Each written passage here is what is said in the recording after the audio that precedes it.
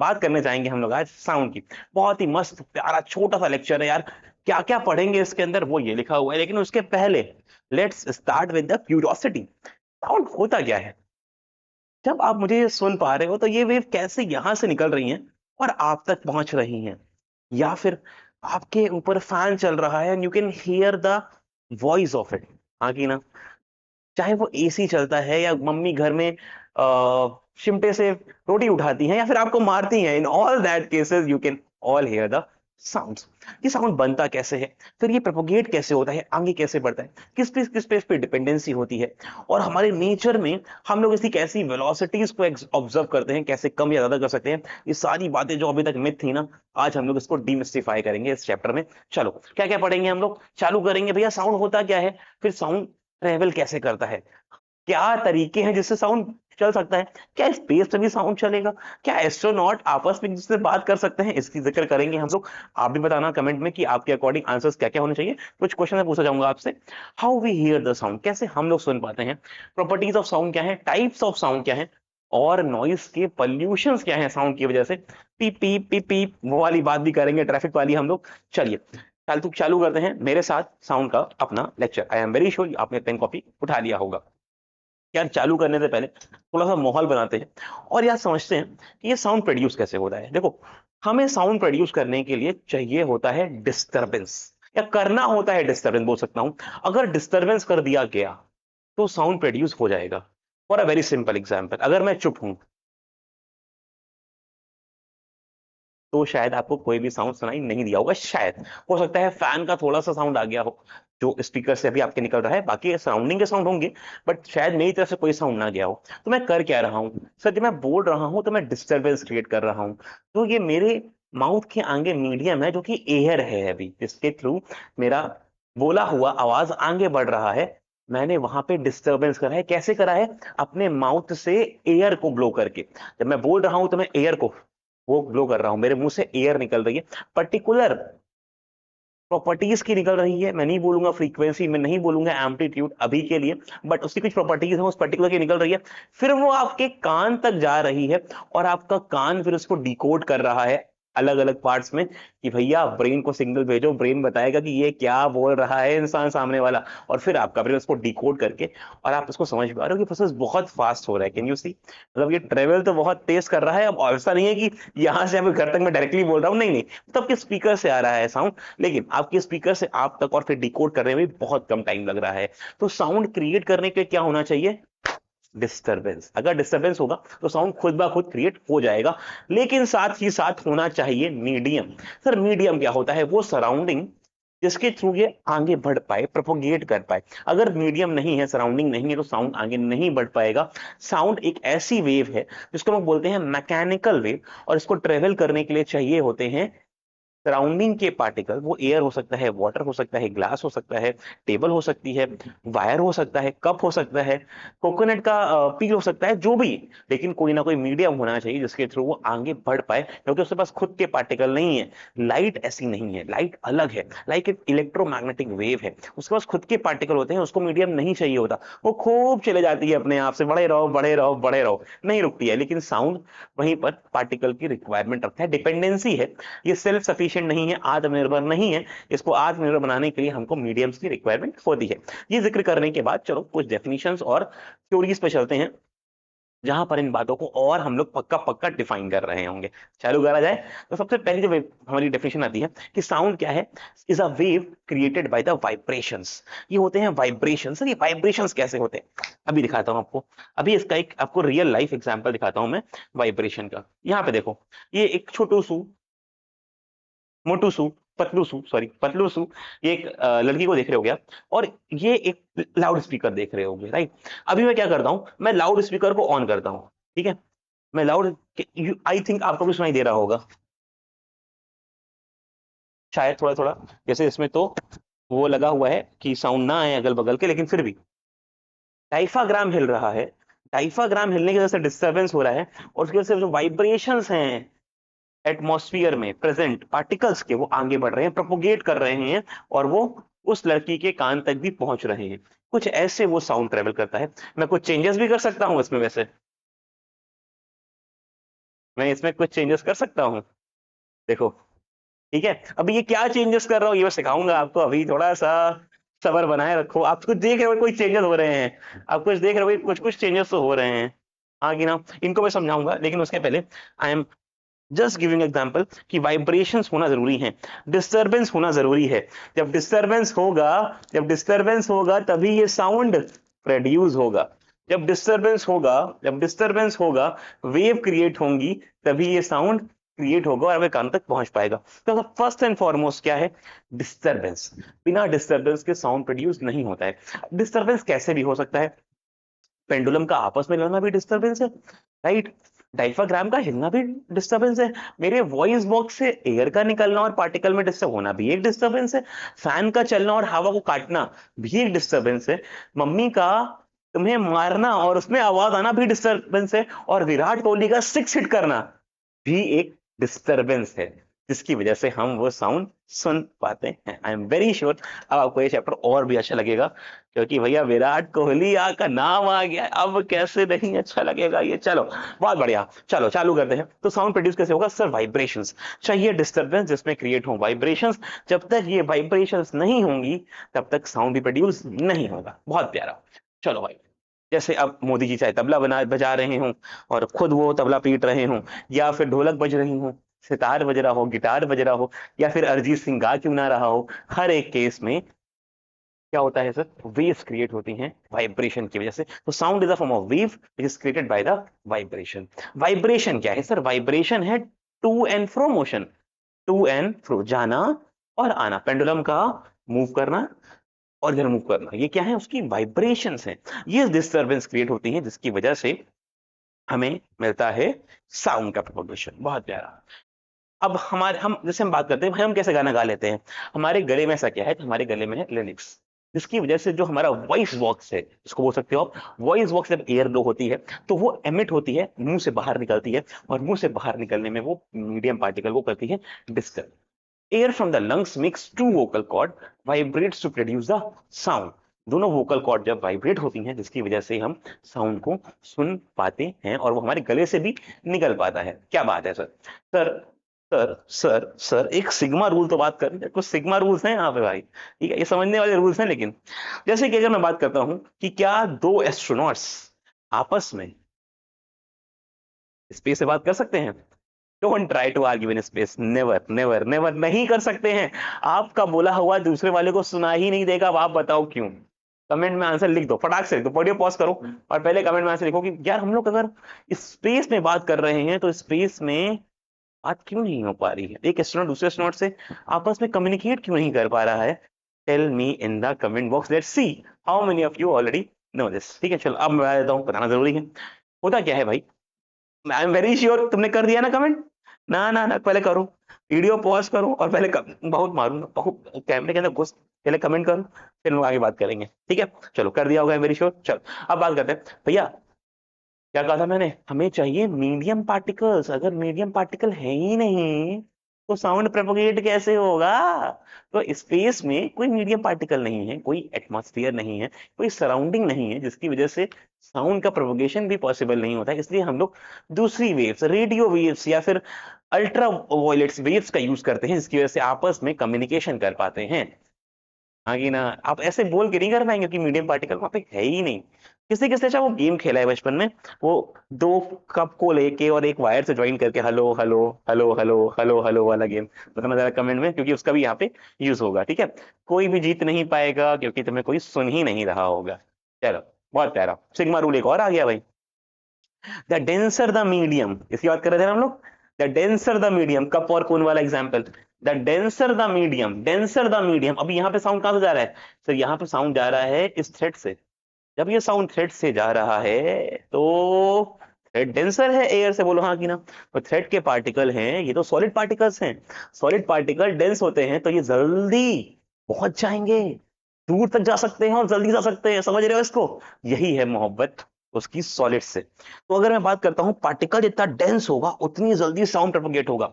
जैसे अगर मैं कहूं कि सॉलिड लिक्विड और गैस में, सॉलिड लिक्विड और गैस में, सॉलिड सॉलिड लिक्विड और गैस में सबसे फास्ट साउंड कहां ट्रेवल करेगा?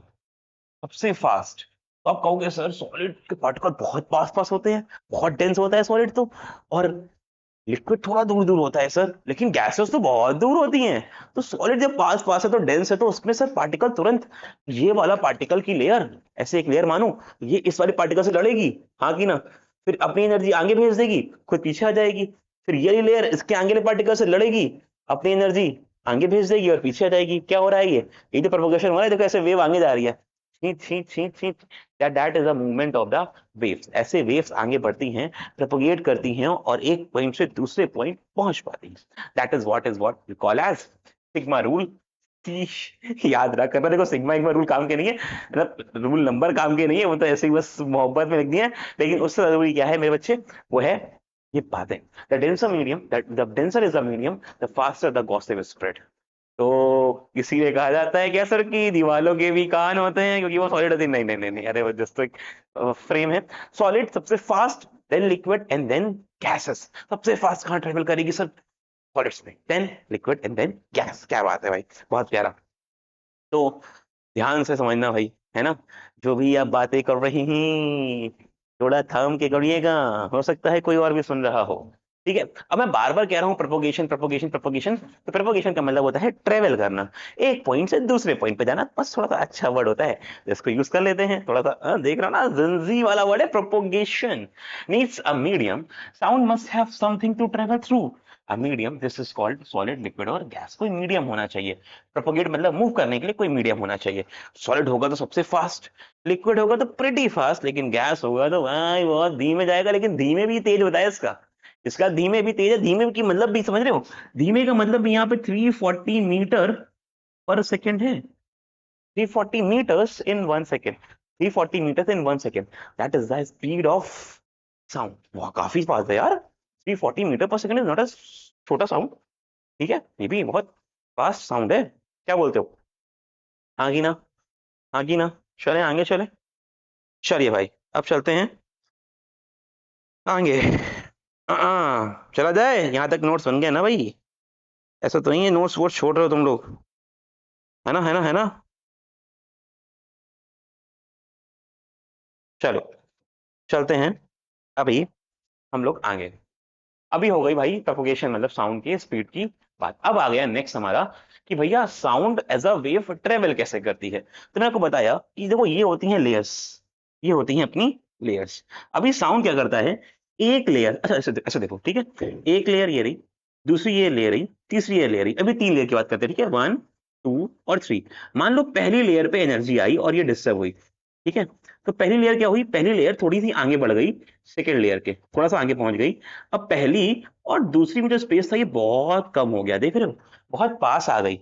ठीक है, अच्छा, अब जब आपस में कोलाइड हुई तो पहली ने अपनी सेकंड को दे दी, और ये इलास्टिक होती है, मतलब एक बॉडी आगे गई, एक वाली लेयर आगे गई लड़के, और दूसरी लेयर पीछे आ गई, ये वाली आगे गई और ये लड़के पीछे आ गई, पीछे आ गई, मतलब अब इनके बीच की डिस्टेंस बन गई। तो अब ये पास और दूर जाती है, पहले ये पास आती हैं और फिर ये दूर जाती हैं। जब ये पास आती हैं तो उसको बोलते हैं कंप्रेशन। क्या बोलते हैं, जब लेयर्स पास आती हैं तो उसको बोलते हैं कंप्रेशन। एक रीजन जहां पर ये लेयर्स बहुत पास पास हों, these are called as compression. और जब ये दूर हो जाती हैं तो उसको बोलते हैं रेयरफैक्शन। ये रीजन किसका था सर, ये रीजन था कंप्रेशन का, और ये रीजन किसका था सर, रेयरफैक्शन का। सर दोनों होना बहुत जरूरी है, पास आना और दूर जाना। सर दोस्ती के रूल बता रहे हैं क्या आप? नहीं नहीं नहीं, अरे मैं तो वेव की बात कर रहा हूँ कि वेव का पास आना और दूर जाना बहुत जरूरी होता है, क्योंकि अगर ये कंप्रेशन और रेयरफैक्शन नहीं करेंगी तो ऑसिलेशन या वाइब्रेशन कंप्लीट नहीं होंगे, और बिना वाइब्रेशन के वेव्स आगे बढ़ नहीं पाती हैं। Sound move as a wave by pushing the molecules, आगे बढ़ाती हैं, धक्का मारती हैं। कंप्रेशन वो रीजन होता है वेयर मॉलिक्यूल्स आर स्क्विज्ड, पास आ जाते हैं बिल्कुल, ठीक है, स्क्विज्ड टुगेदर। और फिर आता है हमारा rarefaction, where the areas of the molecules are spread apart. जब ये दूर हो जाते हैं तो बन जाता है रेयरफैक्शन। पास आना कंप्रेशन, दूर जाना रेयरफैक्शन, पास आना कंप्रेशन, दूर जाना रेयरफैक्शन। ऐसे जाके ये वेव आगे बढ़ती जाती हैं, बढ़ती जाती हैं, और एक पॉइंट से दूसरे पॉइंट तक पहुंच पाती हैं। अब आती है बात कि भाई हम कैसे सुन पाते हैं, हमारे कानों में ऐसा क्या है जो किसी और के पास नहीं? हाँ कि ना, only humans being are the one which can hear and translate हमारे अकॉर्डिंग टू ईच अदर ऐसे भाई एनिमल्स भी हैं जो ट्रांसलेट कर सकते हैं, जिससे कम्युनिकेट कर सकते हैं, बट हम तो सबसे ज्यादा इंसान को ही समझ पाते हैं, सुन पाते हैं, और हमें उन्हीं की टेक्निक्स पता है। Yes, obviously dogs can also communicate between each other, हमसे भी कम्युनिकेट करते हैं, जब उनको इशारा करते हैं, वो ट्रेंड होते हैं, तो बेटा जाओ पॉटी करके आओ, बेटा जाओ ये खा लो, बेटा आ जाओ संग में घूमने जाते हैं, वो भी समझ जाते हैं। लेकिन उनसे कम्युनिकेशन हम लोग अपने साइन लैंग्वेज में करते हैं, हम उनको शोकेस करते हैं अपने इमोशन, इसके वो उस भाषा को समझ पाए। लेकिन जनरली हम लोग बात कर रहे हैं हमारे कम्युनिकेशन की, तो हम कैसे आपस में कम्युनिकेट करके कानों से सुन पा रहे हैं और वो साउंड हमारा ब्रेन डिकोड कर पा रहा है, इसकी बात करते हैं। सबसे पहले बात करेंगे हमारे कान की। कान के 3 पार्ट होते हैं बच्चों। एक हमारा होता है आउटर लेयर, जिसको बोलते हैं पिना। दिस इज द पार्ट जो आपको विजिबल भी है, ये वाला पार्ट जो है कानों का हमारे, दिस इज पिना।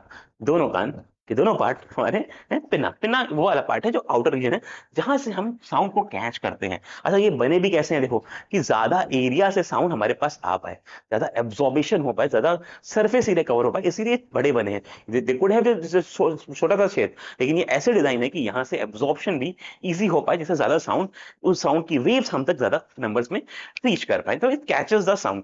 फिर वो साउंड जाता है हमारे मिडिल ईयर में। ये हमारा मिडिल ईयर का पार्ट है, जहां पर हम लोग देख रहे हैं कि हमारे पास ईयर ड्रम है। साउंड हिट करता है सबसे पहले जाके ईयर ड्रम को। ईयर ड्रम हमारे कान का एक पार्ट होता है जो कि वाइब्रेट होता है। इट्स मोर ऑफ अ डाइफाग्राम, जिसके वाइब्रेशन से एक थिन शीट होती है which converts the wave into vibration. जहां पे होता है वाइब्रेशन, तो वेव आ रही है, अब वो वाइब्रेशंस क्रिएट करती हैं, पर्टिकुलर काइंड ऑफ वाइब्रेशन। फिर वो वाइब्रेशन ट्रांसलेट करता है इनर ईयर की तरफ, जहां पर हमारे पास है कॉस्टिया। अब इनर ईयर जो है हमारे, इसको बोलते हैं कॉस्टिया भी, वो रिसीव करता है वाइब्रेशन को। इट रिसीव्स द वाइब्रेशन हुआ ना, ये वहां तक पहुंचा, और उसने tiny hair inside turns these vibration into the signals. अब ये जो वाइब्रेशन है ये सिग्नल्स में कन्वर्ट हो गए, छोटे छोटे छोटे छोटे छोटे छोटे, जो ये पतले पतले से हेयर से, इसकी वजह से ये कन्वर्ट हो गया, और फिर ये गए हमारे ब्रेन तक, and then signals goes to brain. The brain reads the signal as a sound. अब ब्रेन ट्रेंड है पहले से, ये पेन है, वो चम्मच है, ये रिमोट है, ये विशाल सर है, तो ब्रेन ट्रेंड है इसको जानने के लिए, अदरवाइज इसको आइडेंटिफाई नहीं कर पाता।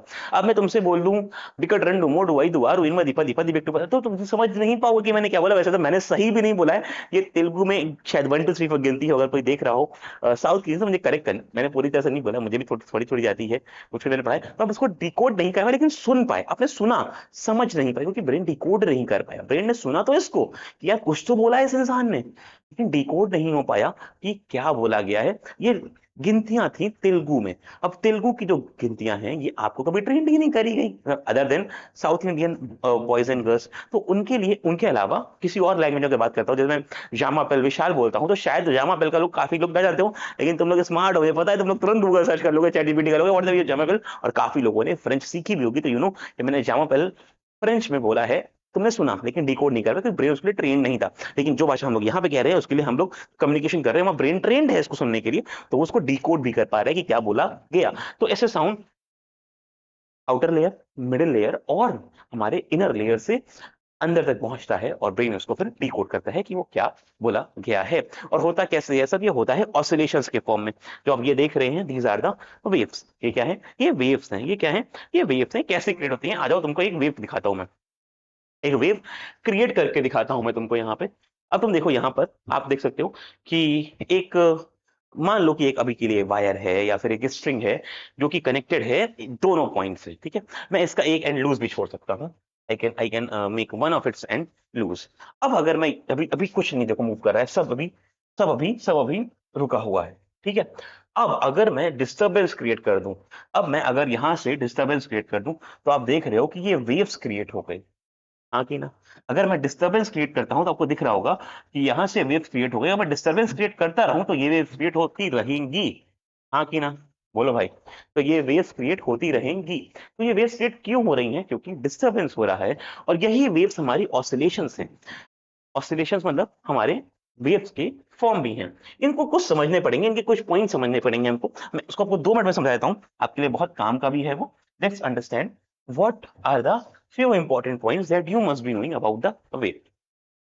पहले तो आपको समझना पड़ेगा ऑसिलेशंस की डेफिनेशन। भाई ऑसिलेशंस की बात कर रहे हैं हम लोग, तो बोलेंगे an oscillation is the movement of the object between two extreme point of its motion, between two extreme points of its motion. जैसे कि मैं कहता हूं ये एक मान लो पॉइंट ऑफ ओरिजिन था, वो ये स्ट्रिंग थी, मैंने एक ये वेव बनाई, ठीक है। तब इसका एक अपर हाफ और लोअर हाफ कंप्लीट हो जाता है, एक ऊपर गोला हाफ सर्कल और नीचे एक हाफ सर्कल रहता है, इसको बोलते हैं वन वेव या वन कंप्लीट ऑसिलेशन। ऐसा क्यों? क्योंकि भाई एक वेव पहले एक हाफ में चलती है, मतलब बेसिकली देखो पहले एक पेंडुलम की बात करो जैसे, ठीक है। तो एक पेंडुलम इसकी इसकी मीन पोजीशन जहां पे रुका हुआ है, पहले ये इधर जाएगा फिर ये वापस आएगा। तो ये क्या हुआ सर, पहले ये अपने मैक्सिमम पॉइंट पे गया और फिर ये वापस आया। नहीं समझ आया? नहीं समझ आया? इसको बोलते हैं हाफ वाइब्रेशन। पहले मैक्सिमम पॉइंट पे जाना और फिर नीचे आना, पहले पहले अपने मीन से मैक्सिमम पॉइंट पे जाना और फिर वापस आना, दैट्स हाफ ऑसिलेशन। अब फिर ये वाला वेव इधर भी जाएगा, अभी तो ये पार्टिकल इधर भी जाएगा ना भाई, भाई ये पेंडुलम इधर भी जाएगा ना अब तो लेफ्ट में और फिर वापस आएगा। तो लेफ्ट में जाना और वापस आना, फिर से वापस यहीं पे आ जाना। अगर मैं एक एक एक पेंडुलम की बात करता हूँ उसको बता देता हूँ, तो एक पेंडुलम का पहले इधर जाना फिर वापस आना, फिर इधर जाना लेफ्ट में फिर वापस आना, this is called as one oscillation. Mean से ऊपर बीच में, इधर लेफ्ट में फिर बीच में, that is one complete oscillation, ठीक है। इसको बोलते हैं एक कंप्लीट ऑसिलेशन। अब जो कि दो पॉइंट मिले आपको, एक टॉप मोस्ट पॉइंट और एक बॉटम मोस्ट पॉइंट, इनके भी नाम है, बहुत काम के हमारे ये इसको बोलते हैं हम लोग क्रस्ट, CREST, और को बोलते हैं ट्रफ। हो सकता है स्पेलिंग गलत हो, आप एक बार वेरीफाई कर लीजिएगा। तो सही है वैसे, ठीक है। क्रेस्ट एंड ट्रफ, क्रस्ट होता है टॉप मोस्ट पॉइंट और ट्रफ होता है बॉटम मोस्ट पॉइंट। अच्छा, ऐसे एक वेव नहीं बनेगी, आगे और भी वेव बनेगी, बिल्कुल बनेगी भाई, ठीक है। तो जो ये क्रस्ट से क्रस्ट की डिस्टेंस है, इसको बोलते हैं हम लोग एक वेव की लेंथ। क्या बोलते हैं? एक वेव की लेंथ। सर ये क्या सिंबल बनाया आपने उल्टा हुआ एच, इसका सिंबल है वेव लेंथ का। किसका है? Wave length. वेव की लेंथ कितनी है ये डिफाइन करता है क्रस्ट से क्रस्ट की डिफरेंस डिस्टेंस, या फिर ट्रफ से ट्रफ की डिस्टेंस भी बोल सकते हो आप इसको। लेकिन ये एक के बाद एक, मतलब कॉन्जिक्यूटिव होने चाहिए, कहीं से भी नहीं चलेंगे, एक के बाद एक कॉन्जिक्यूटिव क्रस्ट और कॉन्जिक्यूटिव ट्रफ से डिफाइन करेंगे एक वेव लेंथ को। ये कितना ऊपर गई बच्चों, क्या बोला मैंने, ये कितना ऊपर गई ये डिफाइन करेंगे उसके एम्पलीट्यूड को, उसको बोलते हैं एम्पलीट्यूड। बहुत ध्यान सुनना भाई, ये बहुत काम का है। This is called as amplitude. कितना ऊपर गए इसको बोलते हैं एम्पलीट्यूड। जितना ज्यादा मैं तेज बोलूंगा ना, तो लाउड बोलूंगा, उतना ज्यादा ये ऊपर जाएंगे, हाँ कि ना, उतना ज्यादा ही ऊपर जाएंगे भाई साहब। और एक वेव एक सेकंड में कितनी बार घूम रही है, इसको बोलते हैं फ्रीक्वेंसी।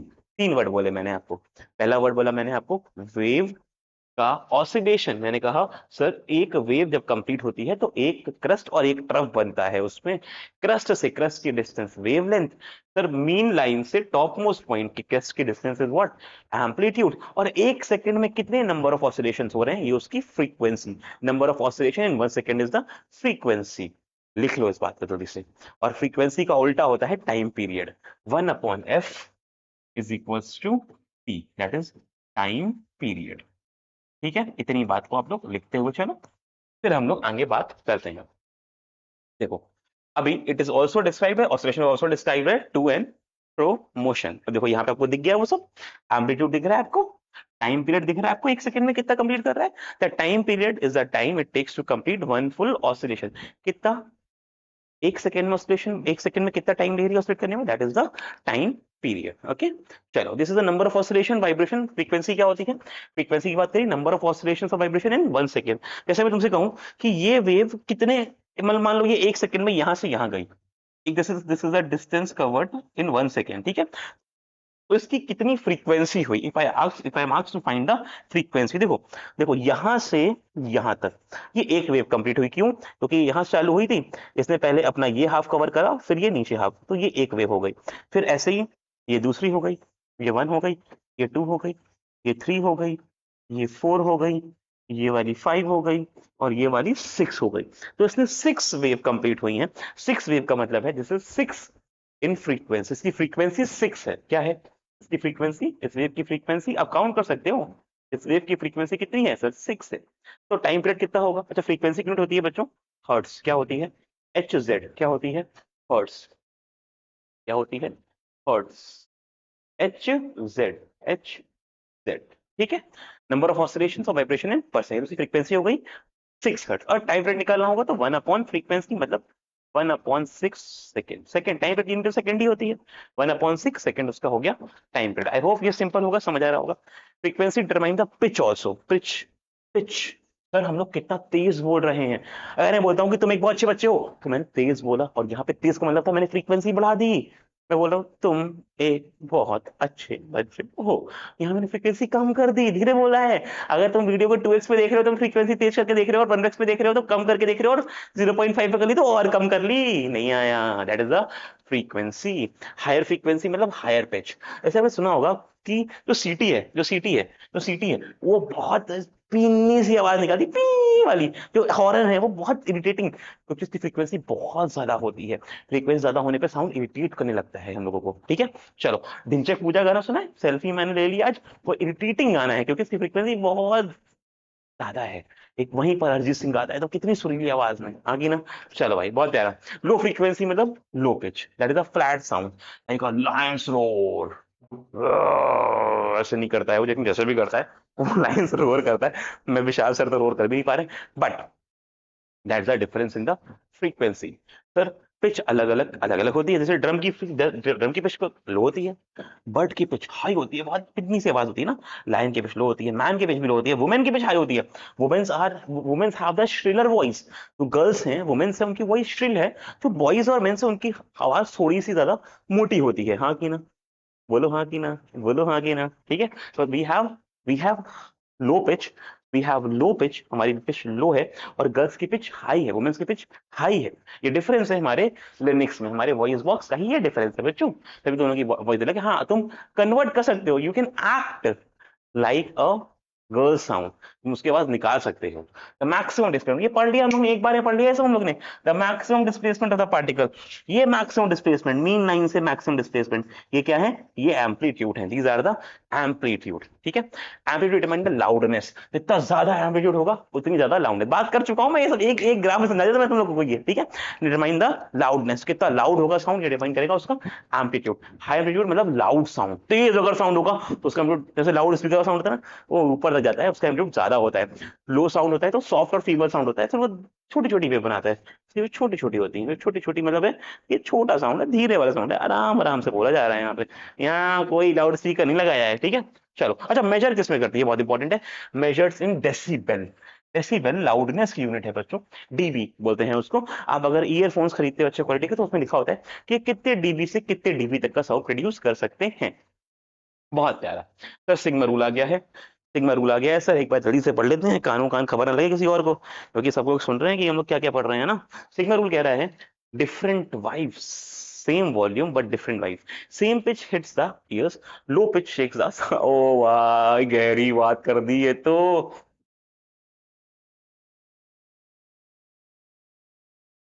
क्या बोल रहे हो, क्या बोलते हो भाई।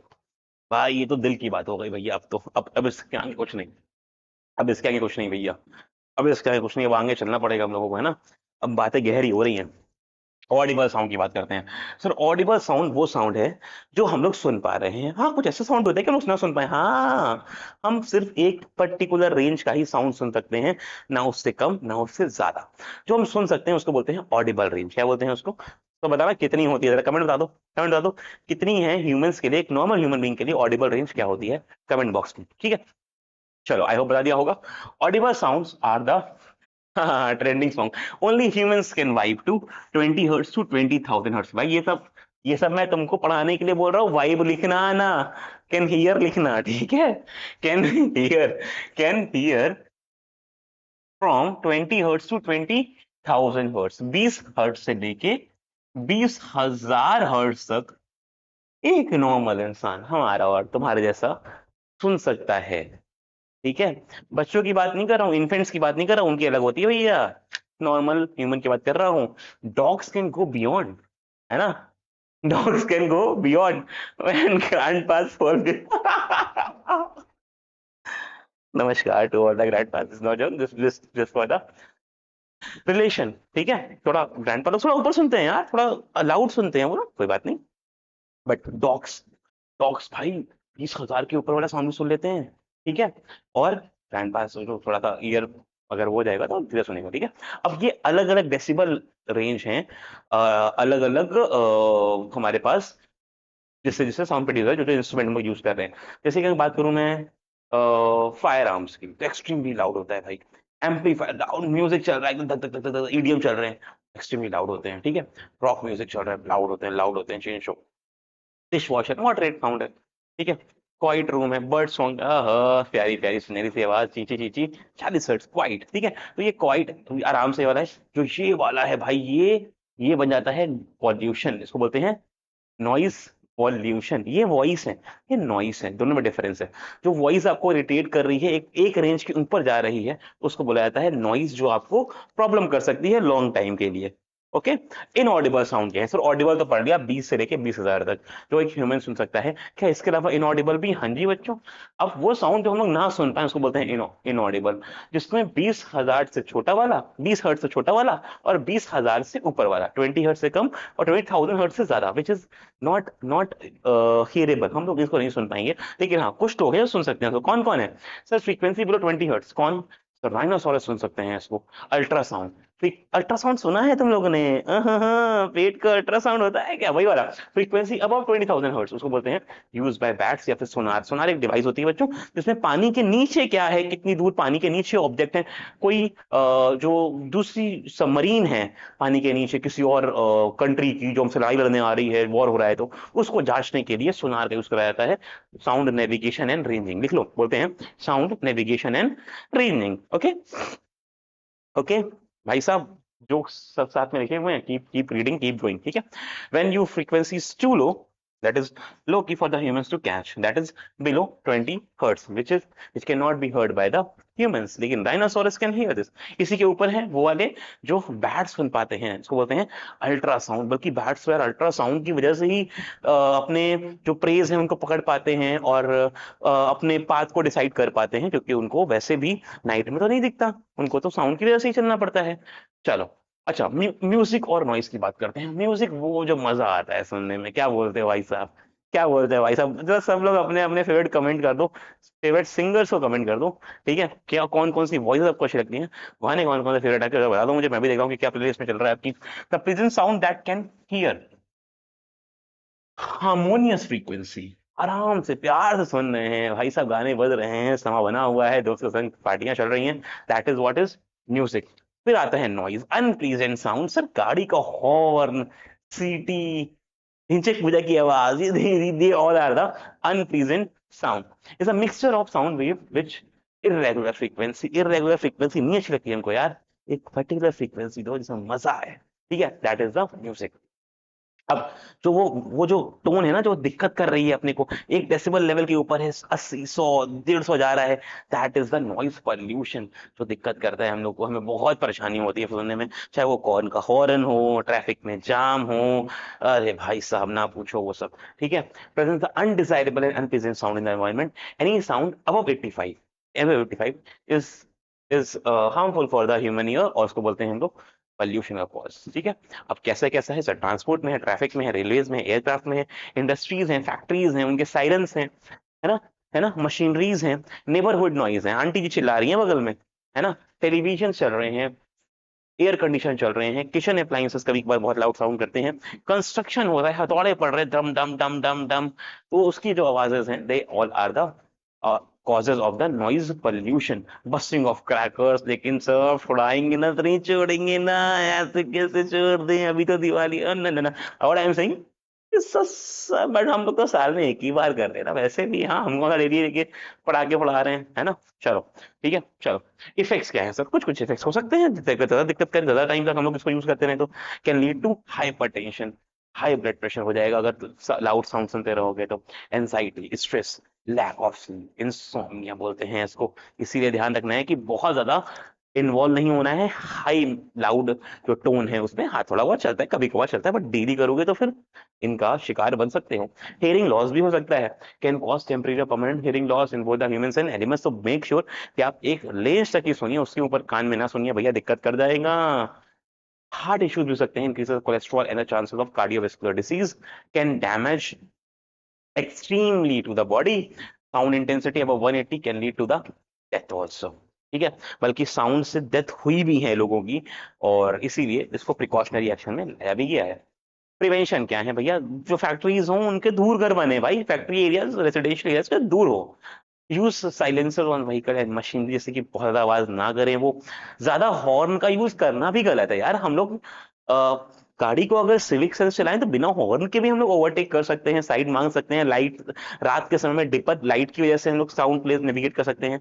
देखा होगा फॉरेन कंट्रीज में साउंड बजाना ही अपराध माना जाता है कि आप अगर हॉकिंग कर रहे हो तो वो एक अपराध है, वो एक गुनाह है, क्यों कर रहे हो, पोल्यूशन हो रहा है, उससे नहीं करना है। Use silencer on the vehicle, keep TV and music on low volume. Aunty police बुला लेगी लेकिन पार्टी तो चलेगी, लेकिन आराम से चलाइए पार्टी को, धीरे धीरे संतुष्ट आराम, परेशानी नहीं होनी चाहिए किसी को भाई। Rules are rules for everyone, है ना। Minimize the horn uses specially near the hospitals and the school. तुम पढ़ रहे हो बाहर हॉकिंग हो रही है तो जैसा होता है ना भाई, इंस्टॉल द साउंड, तुम तो कहोगे हाँ सर होने दो, सब देखेंगे, लड़का झांक झांक के क्या हो रही क्या हो रही है, क्लास सब होगी। लेकिन but to the regulations of the class and the decorum of the whole community of the school वो बहुत प्रॉब्लम करता है, ठीक है। Install the sound proofing in the system. अब साउंड प्रूफिंग करते हैं हम लोग, जैसे कि मैं आपको दिखाता हूँ कैसे दिखाऊं कैसे दिखाऊं कैसे दिखाऊं। हमने पर्दे लगाए हुए हैं स्टूडियो में जिससे कि साउंड क्या हो जाए, रिवर्ब ना हो, रिवर्ब मतलब रिपीट करके ना आए, और वो आपस में ही वहीं पर इंटैक्ट हो जाए, कट जाए वहीं पे, जिससे कि साउंड प्रूफिंग हो जाए। आपने देखा होगा अकाउस्टिक शीट्स लगती हैं स्टूडियोज में, थिएटर्स में देखा होगा जो शीट्स लगी होती हैं पूरे सराउंडिंग वॉल्स पे, जिससे कि वो साउंड एब्सॉर्ब हो जाए, अच्छे एब्सॉर्बेंट होते हैं वो। इस माइक पे और लगा होता है ऊपर, इसके अंदर भी है और इसके ऊपर भी होता है, क्या होता है वो, कहाँ गया कहाँ गया कहाँ गया कहाँ गया, क्या बोलते हैं उसको, बता तुम बताना क्या बताओ, ये रहा ये रहा ये रहा ये रहा ये रहा, इसका निकल गया ये, है ना। तो ये क्या करता है, ये साउंड को यहाँ से ऑब्जर्व करता है, बाकी साउंड को कट कर देता है, जिसकी वजह से एक पर्टिकुलर साउंड ही जा पाता है, बाकी फालतू साउंड यहाँ से हट जाता है। Okay, plants many trees to absorb the noise, सारे noise को absorb कर लेगा वो। ear plugs to the worker of the noise places raise awareness about the noise pollution, जिससे ज्यादा ना हो। और इसी के संग ये अपना छोटू सा चैप्टर खत्म हुआ। इसके एक बार थ्योरी वाले पार्ट को, डेफिनेशन को अच्छे से कर लो, you are all set to go. और भाई साहब मेक श्योर करो कि आप लोग इन टेस्ट में, जो भी आपके टेस्ट हो रहे हो, इन चैप्टर जिसमें आप दे रहे हो, बहुत अच्छा स्कोर करो यार, और आके बताओ कि हमारी वजह से कितनी हेल्प हो रही है, और दूसरों तक भी पहुंचाओ यार, तुम्हारे चड्डी बडीज उसका वेट कर रहे हैं कि ये वीडियो उनको भी मिल पाए, उनको भी ये हेल्प हो पाए। तुम ये ना समझना कि ये वीडियो उन तक भी चला गया तो उनके भी नंबर अच्छे आ जाएंगे, अरे माँ बाबा ना, ऐसा नहीं होता, ऐसा नहीं होता। मार्क्स सब अच्छे लाने पे भी कोई बुराई नहीं है, ऑब्वियस सी बात है, अगर विशाल सर अच्छा पढ़ा रहे हैं तो ये तो आगे बढ़ना ही चाहिए ना। What I am saying, keep moving, keep the things going, जैसे कि हमें भी हेल्प मिलती रहे और आप भी आगे बढ़ो। लाइक शेयर और क्या होता है वो सब्सक्राइब जैसा, वो भी हमारी देना आगे हाथ। मिलेंगे नेक्स्ट लेक्चर में, बता देना क्या कौन सा वीडियो पहले चाहिए, तो पहले वो बता दीजिएगा। फिजिक्स खत्म हो चुकी है, अब केमिस्ट्री और बायोलॉजी में मूव करना है अपने को। मिलते हैं नेक्स्ट वीडियो में, tata bye bye, see you all. क्या डिमांड्स हैं, क्या जरूरतें हैं, वो कमेंट बॉक्स में बताते रहो कि हम पढ़ते भी रहें उसको। Bye bye. ओ एक मिनट, अभी तो टेलीग्राम और व्हाट्सएप भी बन गया है आपका, उसके लिंक्स डिस्क्रिप्शन में हैं, तो उन डिस्क्रिप्शन के लिंक्स को भी फॉलो कर लो, ज्वाइन कर लो, जिससे कि जो भी अपडेट्स आपको मिलते रहें। आपके एग्जाम्स के लिए जो नोट्स बना रहे हैं हम लोग, प्रैक्टिस शीट्स दे रहे हैं, एग्जाम पेपर बना रहे हैं, वो भी आपको मिलता रहे, और टाइम भी अपडेट्स भी मिलते रहें। अब तो चला जाए, बाय बाय।